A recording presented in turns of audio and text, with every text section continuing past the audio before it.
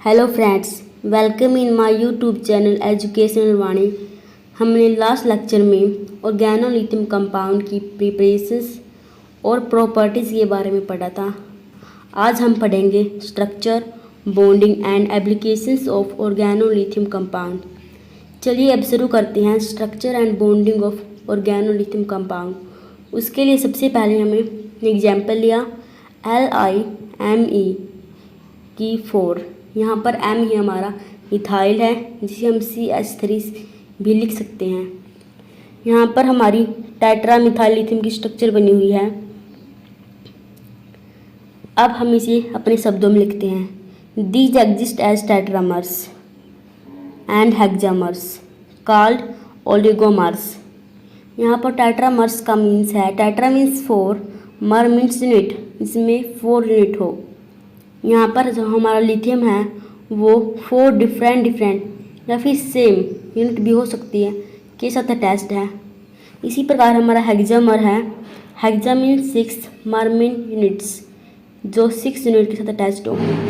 अब इन दोनों से हमने शब्द बनाया ओलिगोमर्स। अब हम इन दोनों को ओलिगोमर्स भी कह सकते हैं। Those exist in all plane, that is solid, liquid and gases. ये हमारा सॉलिड, लिक्विड और गैसेस प्लेन में भी एग्जिस्ट करता है। अब हमने एग्जाम्पल लिया tetra methyl lithium exist as tetrameric unit in which lithium bond distance is 228 picometer. हमने जो स्ट्रक्चर बनाई हुई है ऊपर, वो हमारी टेट्रा मिथाइल लिथियम की है, जो कि हमारी टेट्रामेरिक यूनिट है। इसमें जो हमारा लिथियम और लिथियम का बॉन्ड डिस्टेंस है वो 228 पिकोमीटर है। Each lithium is simultaneously attached to other 3 lithium through polycentric bond. इसमें जो हमारा लिथियम है वो दूसरे 3 लिथियम के साथ पॉलीसेंट्रिक बॉन्ड से अटैच्ड है, और हम इसे कोवलेंट कंपाउंड भी कहते हैं। These are the covalent compound. अब हम एक और एग्जाम्पल लेंगे LiMe की 4। हमने ऊपर वाले एग्जाम्पल में लिया था LiMe की 4, उसमें हमारे लिथियम भी 4 थे और मिथाइल भी, लेकिन इसमें हमारा लिथियम 1 है और मिथाइल 4, इसलिए इस पर इलेक्ट्रॉन डेफिशिएंसी है। LiCH3 की 4 form polycentric bond to complete the deficiency with nitrogen और अदर एटम। इसमें जो हमारा लिथियम है वो दूसरे एटम्स लाइक नाइट्रोजन के साथ या फिर कोई और भी हो सकता है, उसके साथ पॉलीसेंट्रिक बॉन्ड बनाएगा, जिससे वो अपनी इलेक्ट्रॉन डेफिशिएंसी को कंप्लीट कर सके। उसके लिए हमने एग्जाम्पल लिया LiPH की थ्राइज। यहाँ पर PH हमारा फिनाइल है, तो यहाँ पर देखिए लिथियम के साथ 3 फिनाइल हैं जो टेस्ट है, और यहाँ पर लिथियम ने नाइट्रोजन के साथ कोऑर्डिनेट बॉन्ड बनाया हुआ है, जिससे उसकी इलेक्ट्रॉन डेफिशिएंसी कंप्लीट हो जाएगी। हम इसे ऐसे भी लिख सकते हैं ओपन कर, यहाँ पर 3 फिनाइल हैं, लिथियम के साथ अटैच्ड हैं, और नाइट्रोजन के साथ लिथियम ने कोऑर्डिनेट बॉन्ड बनाया हुआ है। ऐसे ही हमने एक एग्जाम्पल और लिया LiPH TMEDA की ट्वाइस।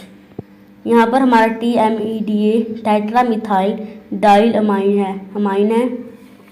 यहाँ पर भी हमारे 2 लिथियम है। ऊपर हमारा एक लिथियम था, लेकिन यहाँ पर हमारे लिथियम 2 हैं, तो 2 लिथियम ने नाइट्रोजन के साथ कोऑर्डिनेट बॉन्ड बनाया हुआ है, और हमारे 2 फिनाइल हैं जो लिथियम के साथ इस तरह अटैच्ड है डाइमर की फॉर्म में। ये थी हमारे ऑर्गेनोलिथियम कंपाउंड की structure and bonding.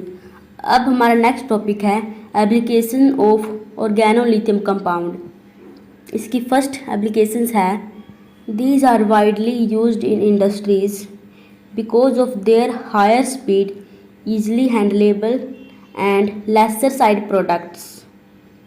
Organolithium compound को मोस्टली फैक्ट्रीज, इंडस्ट्रीज में यूज़ किया जाता है। इसके कई कारण हैं।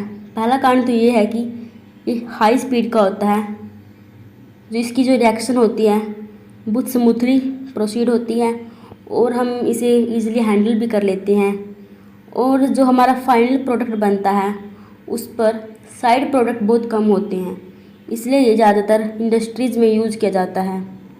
हमारे सेकंड एप्लीकेशंस हैं, these are used to introduced alkyl group in organo metallic compound.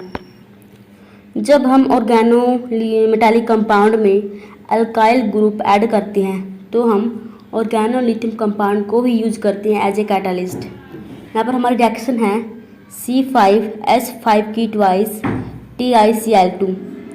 हमने इसकी रिएक्शन करवाई LIR के साथ।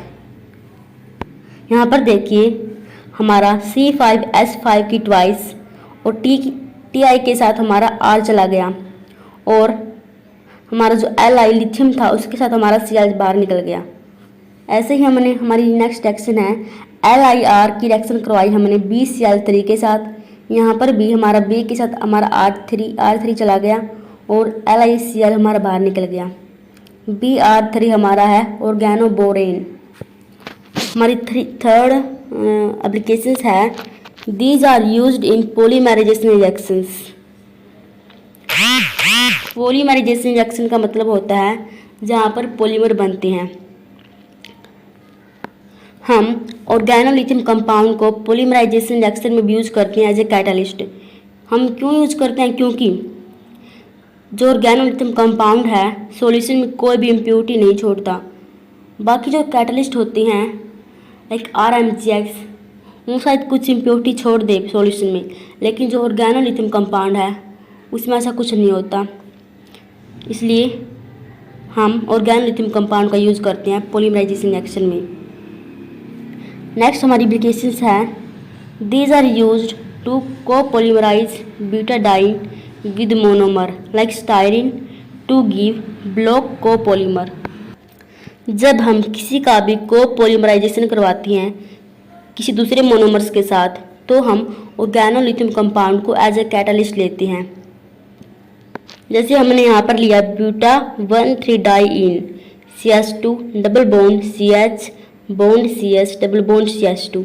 हमने इसकी रिएक्शन करवाई स्टायरीन के साथ, बेंजीन रिंग के ऊपर CH डबल बॉन्ड CH2। तो यहाँ पर हम ऑर्गेनोलिथियम कंपाउंड को एज ए कैटालिस्ट लेंगे। These are used as precursors to metalation या मेटालेटेड ऑर्गेनिक रिएजेंट।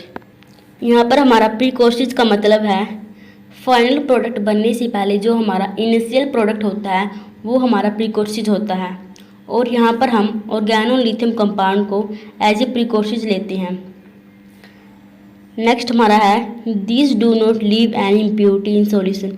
ये मैंने आपको बताया था कि जो ऑर्गेनोलिथियम कंपाउंड होते हैं वो सॉल्यूशन में कोई भी इम्प्योरिटी नहीं छोड़ते हैं, इसलिए हम ऑर्गेनोलिथियम कंपाउंड को एज ए कैटलिस्ट लेते हैं। आज के लिए इतना ही, मिलेंगे नेक्स्ट लेक्चर में। अगर आपको वीडियो पसंद आया तो वीडियो को लाइक करें, सब्सक्राइब करें और कमेंट ज़रूर करें। Thank you.